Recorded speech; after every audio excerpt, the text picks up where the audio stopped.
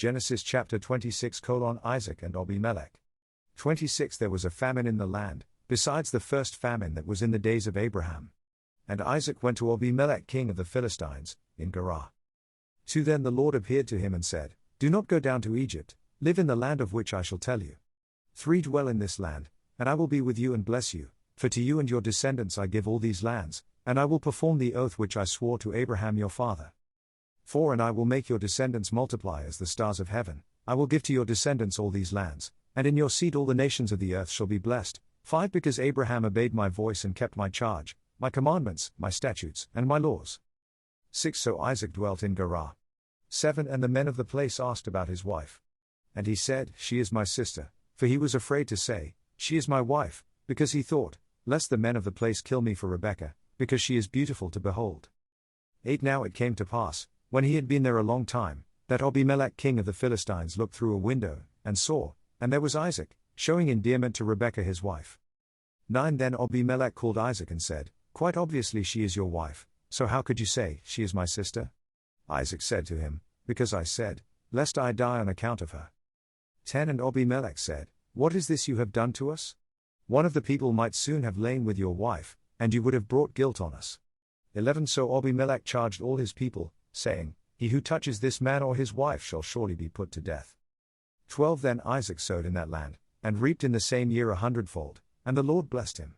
13 The man began to prosper, and continued prospering until he became very prosperous. 14 For he had possessions of flocks and possessions of herds and a great number of servants. So the Philistines envied him. 15 Now the Philistines had stopped up all the wells which his father's servants had dug in the days of Abraham his father, and they had filled them with earth. 16 And Abimelech said to Isaac, Go away from us, for you are much mightier than we. 17 Then Isaac departed from there and pitched his tent in the valley of Gerar, and dwelt there. 18 And Isaac dug again the wells of water which they had dug in the days of Abraham his father, for the Philistines had stopped them up after the death of Abraham. He called them by the names which his father had called them.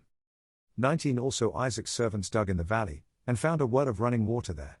20 But the herdsmen of Gerar quarreled with Isaac's herdsmen, saying, The water is ours.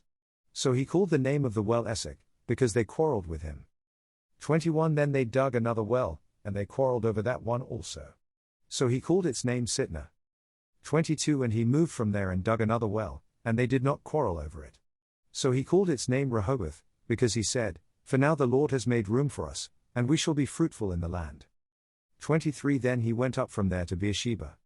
24 And the Lord appeared to him the same night and said, I am the God of your father Abraham, do not fear, for I am with you. I will bless you and multiply your descendants for my servant Abraham's sake. 25 So he built an altar there and called on the name of the Lord, and he pitched his tent there, and there Isaac's servants dug a well. 26 Then Abimelech came to him from Gerar with Ahuzzath, one of his friends, and Phicol the commander of his army. 27 And Isaac said to them, Why have you come to me, since you hate me and have sent me away from you? 28 But they said, We have certainly seen that the Lord is with you.